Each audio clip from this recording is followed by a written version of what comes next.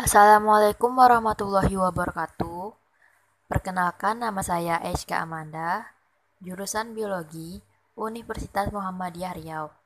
Di sini saya ingin membagikan video tentang suksesi dan animasi tentang suksesi primer. Oke, suksesi merupakan proses pergantian komunitas suatu hutan atau komunitas vegetasi tertentu karena adanya perubahan-perubahan yang disebabkan oleh faktor alam maupun faktor manusia. Proses pergantian komunitas itu cenderung merubah lingkungan fisik menuju ke arah tertentu sampai terjadinya keseimbangan proses biotik dan abiotik pada suatu kawasan. Seperti contoh pada kawasan Taman Nasional Gunung Merapi. Dulu sebelum adanya erupsi tahun 2010, di sana terdapat berbagai macam vegetasi yang masih sangat alami.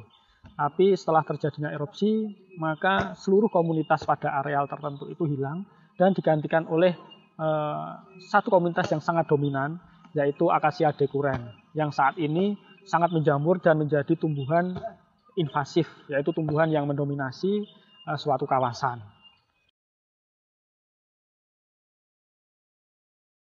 Oke, suksesi itu ada dua. Yang pertama suksesi primer dan yang kedua suksesi sekunder.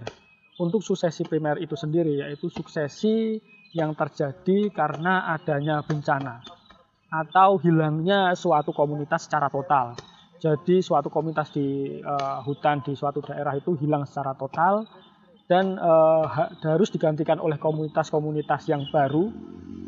Nah, itu yang dimaksud suksesi primer. Sedangkan suksesi sekunder itu suksesi yang terjadi karena adanya atau hilangnya suatu komunitas sebagian, tidak total. Nah, di sini bisa disebabkan oleh faktor manusia maupun faktor alam. Nah, untuk contoh sendiri suksesi primer itu seperti adanya bencana di suatu daerah, bencana kebakaran, bencana gunung meletus yang mengakibatkan hilangnya seluruh spesies yang ada di suatu komunitas. Bagian komunitas yang hilang, nah di situ masih ada substrat, biji dan yang lain yang masih tersisa sehingga akan membentuk pertumbuhan yang baru, tapi tidak total. Nah, seperti itu. Nah, untuk tahapan sukses sendiri ada beberapa proses. Yang pertama, setelah hilangnya total seluruh atau sebagian komunitas, maka di situ muncul pertama adalah biji yang masih tersisa pada substrat yang ada di suatu komunitas. Nah, di sini biji-biji tersebut akan tumbuh.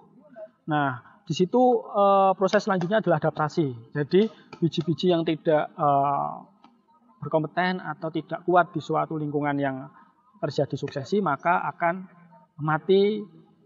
Sedangkan biji-biji yang sukses beradaptasi, maka tumbuh membentuk suatu semai dan berproses menjadi suatu pohon. Nah, setelah adanya adaptasi, maka proses selanjutnya adalah agregasi dan proses persaingan. Jadi ketika suatu jenis atau suatu komunitas yang baru tumbuh, maka proses selanjutnya adalah persaingan.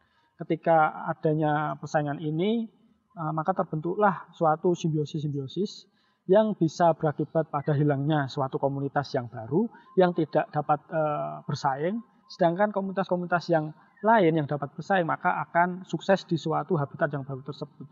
Contoh tadi seperti yang ada di Merapi, Acacia decuren, jenis itu merupakan jenis yang mampu beradaptasi terhadap lingkungan panas dan juga mampu bersaing terhadap jenis-jenis yang lain, sehingga jenis-jenis yang lain gugur atau mati, dan jenis Acacia decuren tersebut mampu bertahan sampai sekarang, bahkan ketika ada erupsi lagi, jenis tersebut masih tetap bertahan. Nah, setelah itu proses yang terakhir adalah stabilitas komunitas.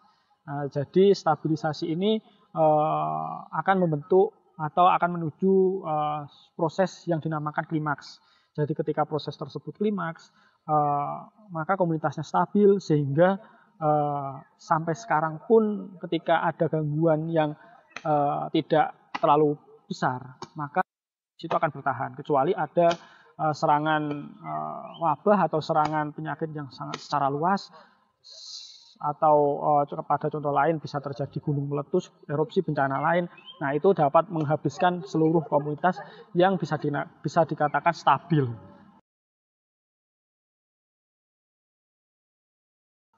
Faktor-faktor yang mempengaruhi suksesi ada beberapa macam. Nah, faktor-faktor ini akan berpengaruh pada suatu suksesi menuju klimaks. Nah, untuk yang pertama, yaitu luasan suatu habitat yang harus disuksesi. Jadi ketika habitatnya sangat luas, maka proses suksesi itu akan berjalan lambat. Sedangkan kalau habitatnya tidak terlalu luas, maka proses suksesi bisa berjalan dengan cepat. Untuk yang faktor kedua, yaitu jenis-jenis yang beradaptasi pada habitat tersebut. Jika jenis-jenisnya merupakan jenis-jenis yang sangat adaptif atau mampu bertahan, maka suksesi akan berlangsung cepat. Sedangkan apabila jenis-jenis yang bertahan itu tidak kuat atau tidak adaptif, maka proses suksesi juga akan terhambat. Nah, untuk yang ketiga yaitu bantuan-bantuan penyebaran atau pemancaran biji. Seperti contoh, apabila di suatu kawasan banyak burung yang mampu menyebarkan biji secara luas, maka suksesi akan berjalan secara cepat. Sedangkan apabila di sana bantuan burung atau bantuan angin sangat sedikit, maka suksesi juga akan hanya ada pada suatu batasan-batasan wilayah tertentu, tidak secara luas mengalami suksesi. Nah, untuk faktor yang terakhir adalah faktor substrat, faktor yang ada atau faktor tanah yang ada di dalam kawasan hutan itu sendiri. Jadi ketika substratnya itu mendukung, maka suksesi akan berjalan secara cepat. Sedangkan apabila substratnya menghambat, sedangkan jenis-jenis yang disebarkan itu tidak mampu tumbuh di substrat tersebut, maka suksesi juga tidak akan terjadi.